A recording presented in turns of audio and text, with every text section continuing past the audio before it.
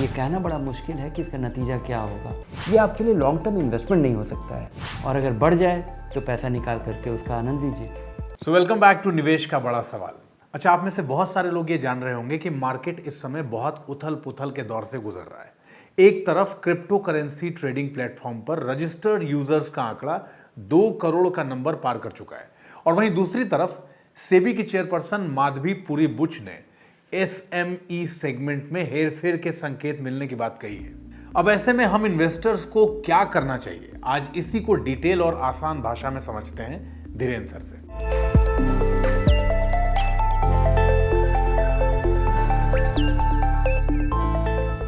आज सबसे पहले हम लोग आपसे ये जानना चाहते हैं कि क्रिप्टो करेंसी को लेकर ये उछाल, लोगों के बीच बढ़ता ट्रेंड, जबकि भारत में आरबीआई लोगों को आगाह कर चुका है इसके खतरों को लेकर, आप क्या सोचते हैं इसके बारे में सर?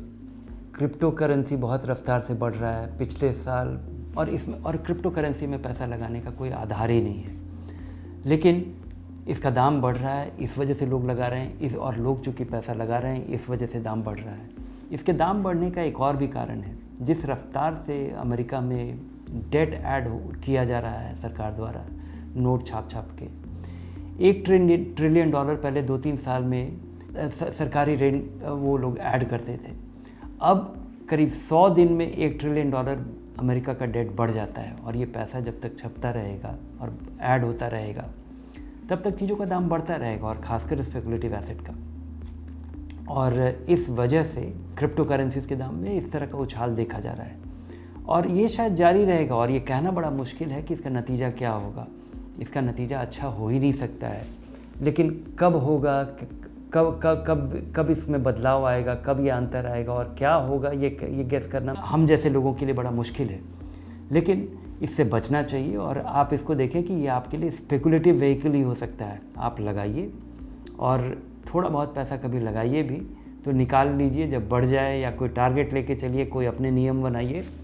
ये आपके लिए लॉन्ग टर्म इन्वेस्टमेंट नहीं हो सकता है। भले ही ये जिस रफ्तार से चल रहा है, इसको बहुत सारे लोग अब विश्वास करने लगे हैं कि ये तो हम इसमें इन्वेस्ट करना ही चाहिए क्योंकि इसमें लगातार पैसा बढ़ता ही है, लेकिन इसके एसेट होने का या किसी इन्वेस्टमेंट होने का कोई आधार ही नहीं है।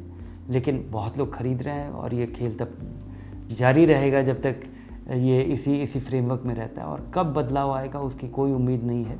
सेबी चीफ ने एसएमई वैल्यूएशन को लेकर भी चिंता जाहिर की है, इसका मतलब क्या है?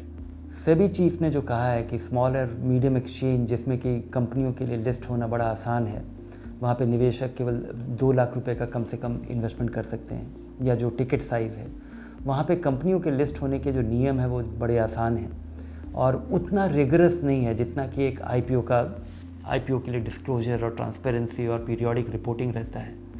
तो वहाँ पे ये जानकारी मिल रही है कि वहाँ पे बहुत सारी कंपनियाँ हैं जहाँ पे उनका प्राइस मैनिपुलेट किया जा रहा होगा। वहाँ पे बहुत सारे इन्वेस्टिगेशन चल रहे हैं, वहाँ पे सब कुछ ठीक ठाक नहीं है। जिस रफ्तार से पिछले 1-2 साल में वहाँ पे बढ़ोतरी देखी गई है वो काफ़ी अनरियल लगता है, और उसी के बारे में सेबी की चीफ वार्न कर रही थी। और सर, सबसे आखिर में हम लोगों को ये बता दीजिए कि एक ऐसे समय में हम लोगों जैसे रिटेल इन्वेस्टर्स को क्या करना चाहिए? इन सब को देखते हुए एक आम निवेशक को इन चीज़ों में नहीं पड़ना चाहिए। और दूसरा चीज़ कि अगर आप स्मॉल कैप, मिड कैप या मल्टी कैप फंड में इन्वेस्ट कर रहे हैं, या अग्रेसिव हाइब्रिड फंड में इन्वेस्ट कर रहे हैं, और अपना एसआईपी कर रहे हैं, और 5 साल के नज़रिए से कर रहे हैं, तो निश्चिंता से अपना निवेश जारी रखिए।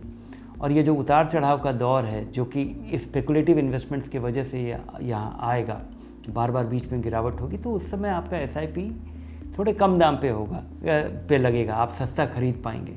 तो निश्चिंता से अपने निवेश के प्लान पे कायम रहिए, और इन चीज़ों में नहीं पड़िए। अगर इन चीज़ों में अगर आप पढ़ते भी हैं, अगर आपके पास खासी रकम हो गई है, आपको लालच होता है, या आपको लगता है कि थोड़ा बहुत इसमें पार्टिसिपेट किया जाए, तो आप पहले डिफ़ाइन कर लीजिए कि आप क्या करेंगे। अगर आपके पास 1 करोड़ रुपया है तो आप 1 लाख लगाएंगे कि 5 लाख लगाएंगे। आपके पास 5 लाख रुपया है तो आप इसमें 50,000 रुपये लगाएंगे या 10,000 रुपये लगाएंगे, ये आप खुद निर्धारित कर लीजिए। और वो डूब जाए तो आपको अफसोस नहीं होना चाहिए, और अगर बढ़ जाए तो पैसा निकाल करके उसका आनंद लीजिए। बहुत धन्यवाद सर, इस पूरे टॉपिक को इतनी आसान भाषा में हम लोगों को समझाने के लिए। तो देखिए, आपके मन में उठ रहे हर प्रश्न का बड़ा रिसर्च बेस्ड उत्तर हम लोग आपके लिए तैयार करके लाते हैं, ताकि आपके निवेश की प्लानिंग को लेकर आपके मन में कोई भी दुविधा हो उसको हम दूर कर पाए। और इसीलिए हम बार बार आपसे यह कहते हैं कि अपनी इन्वेस्टमेंट प्लानिंग से जुड़ा कोई भी सवाल हो तो बेझिझक और बेधड़क धनक से पूछ लीजिए, और अपने प्रश्नों के उत्तर के लिए धनक को आज और अभी सब्सक्राइब कर लीजिए।